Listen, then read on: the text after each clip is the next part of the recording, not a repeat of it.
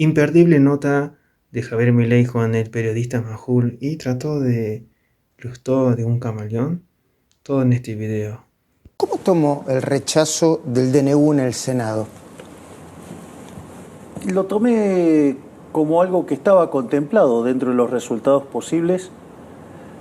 Nosotros sabíamos que esto era altamente probable que pase. Nosotros tenemos 7 senadores. Por lo tanto, era un resultado esperable que nos pase algo así. Pero a pesar de eso hay un aspecto muy positivo. Conseguimos 25 votos. Prefieren defender sus privilegios de casta sobre los intereses de los argentinos. El DNU lo que hace es devolverle libertades a los argentinos, ir por estructuras de mercado más competitivas y también avanza contra los vicios y la corrupción de la política. Y parece se cae, bueno, volveremos a la carga con otros DNU, con otro formato y hasta que las reformas tomen lugar para terminar con 100 años de decadencia. Y lo vamos a hacer. Estas son solamente las primeras 1000 reformas con las cuales vamos a volver a la carga y cuando terminemos con esta todavía tenemos 3000 esperando. Esto es un camaleón y se va acomodando en función de cómo puede conseguir cargos o conseguir alguna ventaja. Con lo cual de Lustó a mí no me sorprende nada. Es más, le diría que fue bastante coherente y consistente con sus posturas porque la realidad, él fue el ministro de Economía de Cristina Fernández de Kirchner y él fue el responsable de la 125, con lo cual dejó al país al borde de una guerra civil. Él fue presidente del Banco Provincia, en el cual hizo un verdadero desastre. Eso se lo puede contar el ministro Guillermo Francos, que fue quien tuvo que hacerse cargo del banco después de la desastrosa gestión. Que este ajuste se logra, los datos están, hay superávit financiero, pero se logra licuando ingresos de los jubilados y ajustando a través de las tarifas y otras cuestiones que le pegan fuertemente a la clase media. Vamos por partes. Dada la velocidad y magnitud del ajuste, esto yo siempre lo expliqué, es motosierra y también iba a haber licuadora. Lo que quiero decir es que decían que era imposible que lo hiciera. Yo recuerdo que otros decían lo único que se puede ajustar es un punto del PBI. Bueno, nosotros ajustamos 5 en el Tesoro y 10 en el Banco Central. Y 6 en el Banco Central. Ya vamos a llegar. Créeme que vamos a llegar a los 10. Pero a lo que voy es, lo primero que hay que tener en cuenta es que ha habido tanto motosierra como licuación. Eso era evidente, porque si no las velocidades no daban. Ahora, motosierra hubo un montón. Echamos 50.000 empleados públicos, bajamos 10.000 contratos, dimos de baja 200.000 programas sociales mal asignados, hemos frisado los sueldos de los altos cargos. No solo eso, sino que además hemos eliminado los autos, hemos eliminado los teléfonos, hemos eliminado las millas, hemos eliminado de cuajo la obra pública y hemos eliminado de cuajo prácticamente las transferencias discrecionales, que es ahí donde están los ajustes más grandes, donde están las caídas reales más grandes. Ahora, con el tema de los jubilados, de hecho nosotros habíamos presentado una fórmula. Con la vieja fórmula, el ajuste a los jubilados termina siendo 2 puntos del PBI. Y nosotros planteamos en la ley bases original, en el capítulo 4, una fórmula que le devolvía a los jubilados 1,5 puntos. Es decir, igual siempre el rezago te va a jugar en contra, pero recomponía gran parte de la situación. Es más, vos fijate la situación de los jubilados. Los jubilados, cuando se fue Alberto Fernández, ganaban $80. Hoy los jubilados con el bono ganan $200. Es decir, les incrementamos 150%. Es más, y no solo eso, como nosotros sabíamos que el ajuste iba a ser duro, nosotros aplicamos políticas sociales muy fuertes. Vos has entrevistado a la ministra Petovelo. Se duplicó la tarjeta alimentar, se duplicó la asignación universal por hijo, se duplicó la partida para cubrir a las embarazadas en la primera etapa del embarazo. No solo eso, sino que se multiplicó por 4 la asistencia a los chicos para que puedan comenzar las clases. Entiendo. Que les llegamos a 7.300.000 chicos. Es decir, no es que nosotros no estamos haciendo cosas para dar contención social, no solo a los segmentos más vulnerables de la sociedad, sino también a las capas medias, porque también desde ANSES estamos instrumentando un programa para dar financiamiento a aquellos que no puedan pagar las cuotas en los colegios privados. Es decir, que nosotros estamos dándole contención social. Acepta que hay una licuación de los ingresos de los jubilados. Hay licuación en todas las partidas.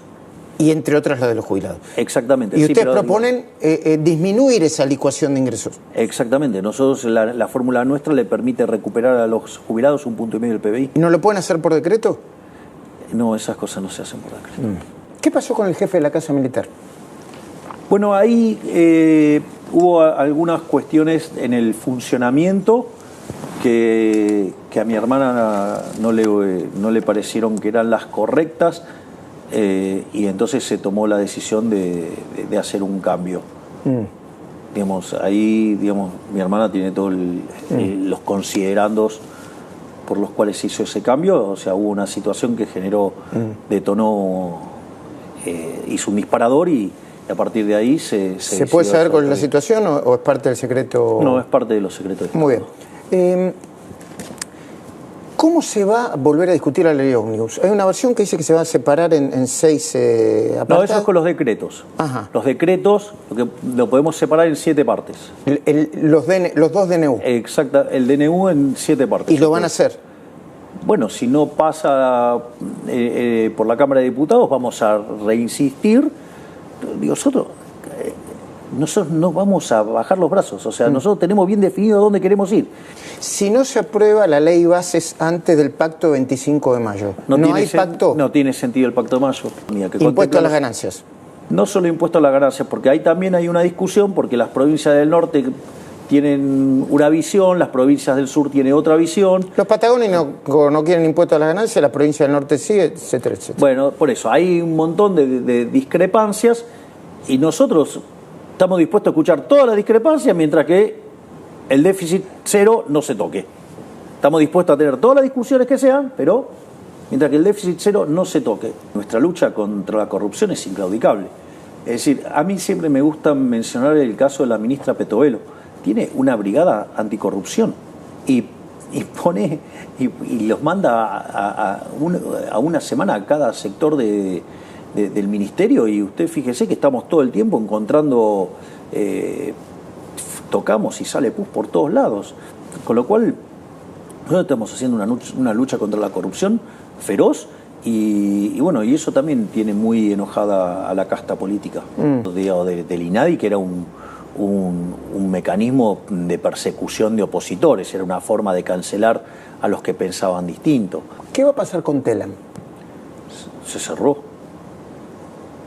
no tiene retorno, era un mecanismo de propaganda. Es decir, era un mecanismo de propaganda política. ¿Y cómo sigue las personas que trabajan ahí, la institución, el organismo?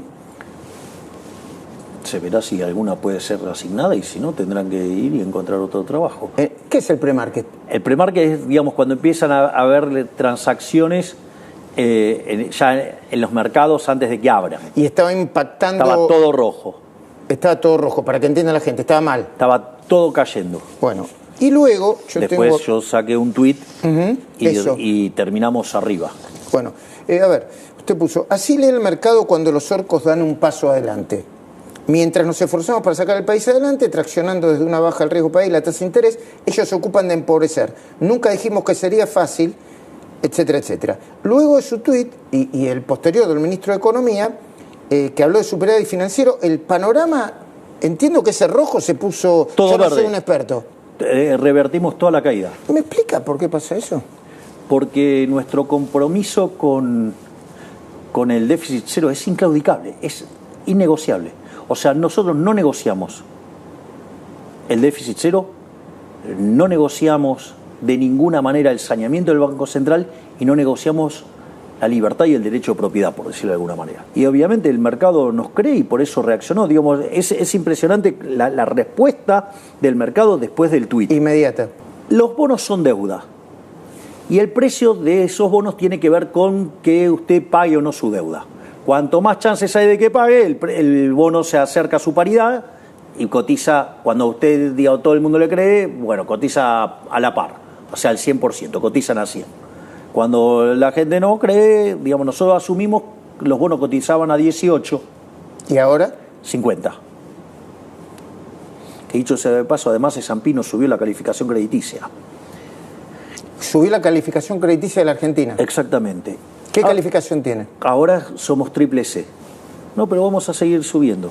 Esto es muy importante. Cuando hablamos de déficit cero, que es además en la línea financiera, eso significa que no hay más déficit fiscal, que no es necesario tomar más deuda. O sea, la deuda que se va a tomar es para rolear deuda que ya existe, no para tomar nueva deuda. Sí. En ese contexto, quiere decir que la deuda no va a crecer.